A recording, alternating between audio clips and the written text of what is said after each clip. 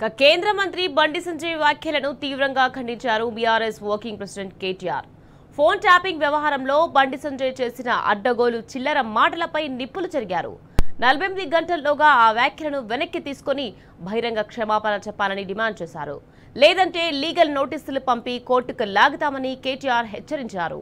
Phone tapping పై బండి సంజయ్ చేసిన ఆరోపణలో 1% నిజమున్నా నిరూపించాలని సవాల్ విసిరారు.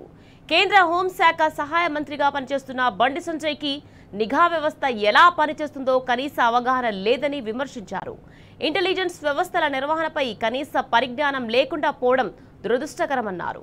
ఫోన్ ట్యాపింగ్ వ్యవహారంలో బండి సంజయ్ చెప్పిన అబద్ధాలు, చేసిన అనుచిత వ్యాఖ్యలు, ప్రకటనలు హద్దులు దాటాయని అన్నారు. ఇంత దిగజారుడు ఆరోపణలు, చిల్లర మాటలు, బజారు భాష మాట్లాడడం బండి సంజయ్కి అలవాటుగా మారిందంటూ నిప్పులు చెరిగారు.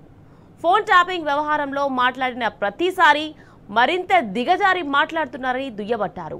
బాధ్యత గల కేంద్ర మంత్రిగా పనిచేయడం అంటే ఢిల్లీ బాసుల చెప్పులు మోసినంత ఈజీ కాదని చురకలంటించారు.